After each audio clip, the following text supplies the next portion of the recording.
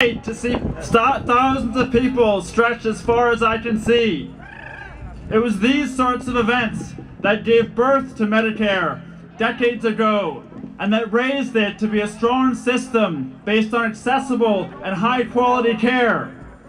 But our healthcare system is suffering, and you know the symptoms.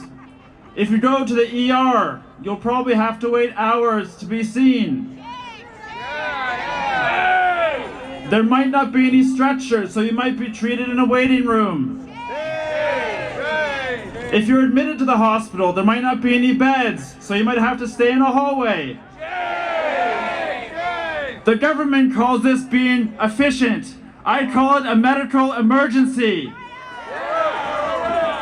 Every shift I see a wall of charts of patients waiting to be seen. I know all of them are worried. I know many of them have symptoms that have to be treated, like pain, vomiting, bleeding.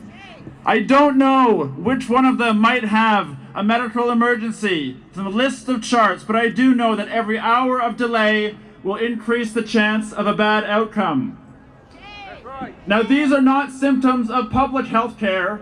These are symptoms of cuts to public health care.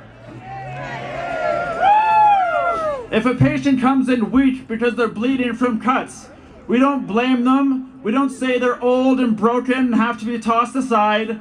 We identify the source of bleeding, we stop the cuts, and we restore the blood volume. And the same is with our public healthcare system. We've heard that we've had a generation of cuts. Cuts to beds, cuts to entire hospitals, cuts to community resources. These multiple traumas have left our healthcare system hemorrhaging. And the first thing to do is to avoid the wrong diagnosis and the wrong treatment. Some say that Medicare is inefficient, but it's the most cost-effective form of Medicare and of a medical treatment that we know of.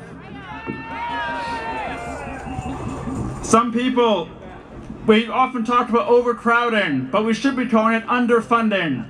Because the problem is not too many patients, it's too few resources. Some blame the baby boomers for causing a crisis in healthcare, but it's the older generation who fought for Medicare in the first place. Some blame immigrants and refugees for accessing healthcare, but refugees are not the ones cutting healthcare. It's the federal and the provincial governments who are cutting healthcare. And they say they don't have any money, but they had billions for bailouts. Where's the money for healthcare? Privatization is not the cure. It actually undermines treatment. It undermines access, it diverts, and it increases costs. The real treatment is to stop the cuts, stop the privatization, and expand healthcare for all. It required a movement a generation ago. It's a required movement today, but it's clear from today that a movement is on the way. This is a movement that unites healthcare providers and patients. And so our next speaker is going to be our MC, Julie Devaney, healthcare advocate and author. Thank you.